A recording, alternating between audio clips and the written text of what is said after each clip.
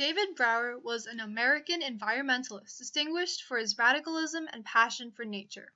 He was a pioneer in leading the radical environmental movement and took on his own peers, society, and even the government. His famous attempts to thwart the building of Echo Park Dam and his constant battle for nature were very controversial for the time period. Yet Brower succeeded by using platforms that previously did not exist, as well as appealing to the public.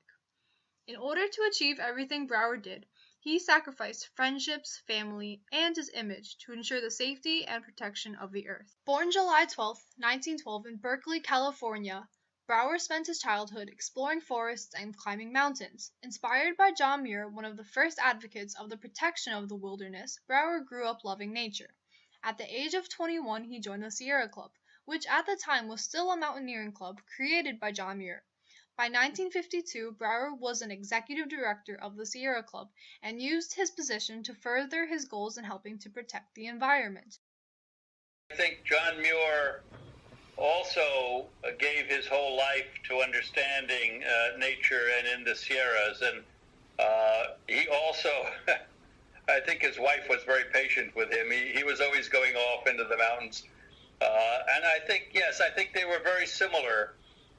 They were almost willing to give up normal life because they wanted to enjoy and save wild nature. Located on the borders of Utah and Colorado, Dinosaur National Monument was one of America's greatest natural parks. Yet in 1954, Congress's plan to build a dam named Echo Park within the monument was revealed. Brower would not stand for this, and with his actions, he revolutionized conservatism and birthed environmentalism. The people working for the Bureau of Reclamation, they wanted to save water from running into the ocean and instead make it available for irrigation as well as for the generation of power. Brower, however, had completely different goals. He wanted to defend scenic and aesthetic values against those who wished to exploit it. This is what began to distinguish the new regard for the American environmental movement that we today call environmentalism. The new movement wasn't based on necessity or practicality, but instead centered on the idea that a place should be protected because of its beauty, rather than what it could provide for an industrial society. With the threat of Echo Park Dam being built, Brower knew he would have to disregard social norms to protect the monument. The fight to prevent Echo Park Dam from being created stood for more than simply preserving Dinosaur National Monument. The creation of a dam in this location would set a dangerous precedent that would threaten the whole national park system. The system was already on shaky ground, as seen with the case of the completion of a dam at Hetch Hetchy. This demonstrated that any land under the national park system was vulnerable to be developed and destroyed. Brower's role in preventing the dams from being built was unique in how he got the public involved. According to historian Roderick Nash, Brower was the foremost force in translating the public interest in parks and wilderness into action. During the campaign to save Dinosaur, Brower produced a film called Two Yosemites, which compared Echo Park Dam to the Hetch Hetchy Valley, the valley that had been unable to be saved prior to the proposition for Echo Park Dam. Brower then took the film, set up a projector in the Capitol, and played his film for passerbys.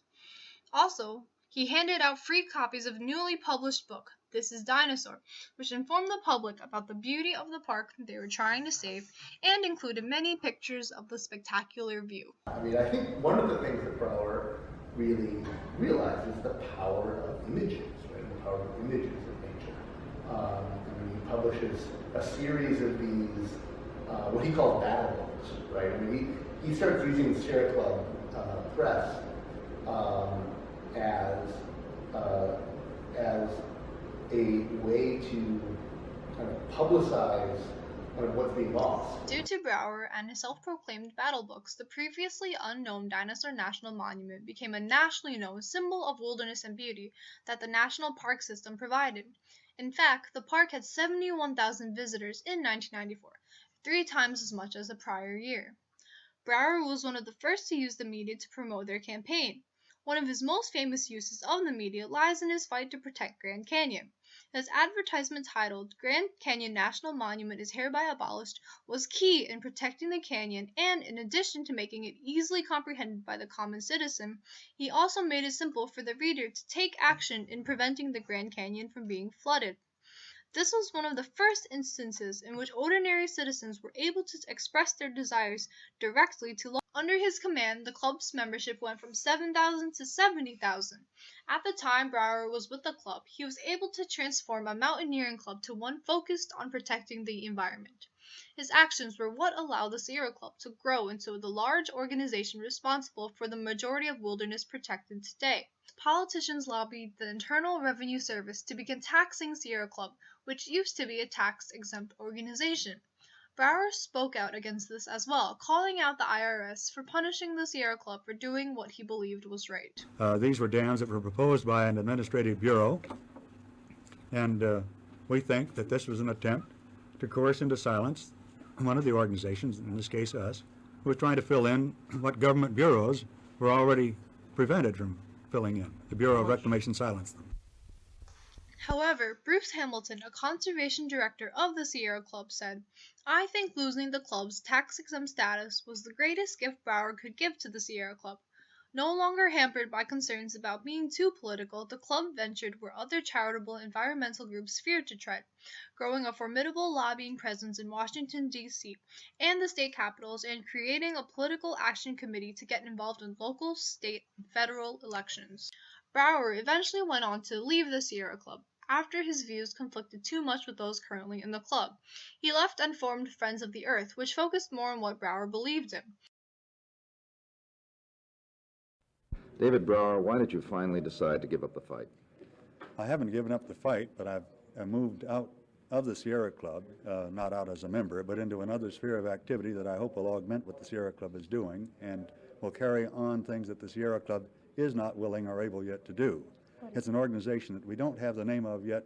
I think we'll have an conflict started in the Sierra Club in the late 60s. I think it was fairly brave to say, I am going to kind of break off from this club cannot pursue the breadth of the environmental causes that I'd like to. And I think Friends of the Earth, which is the group we found, ends up really, addressing many of the limits of the Sierra Club's philosophy of protecting, of just working to protect national parks. In a way, it drags the Sierra Club, with it in the 70s and 80s. Brower was successful in protecting multiple landmarks. His relationships with people suffered. David Coyle, a member of the Sierra Club, upon working with him stated he was wholly hell to work with, but he recognized that the stakes were high. His sense of mission became before allegiances, before friendships and family, before everyday comfort and affection. Brower refused to let how others perceived him get in the way of his work, and he focused solely on caring about the environment, and not what others thought about him. Brower gave up relationships with his family in order to pursue his goals, to the point where his daughter Barbara once told him, "You don't know me from the girl next door." Brower was considered to be a radical in this time period because he refused to compromise and was always sure of his own views. It was in the second half of his career that he proceeded to come up with almost a driven commitment to save the earth. So he had not enough time for his family. He had not enough time to have lots of friends. He was consumed, I would say, by his campaign.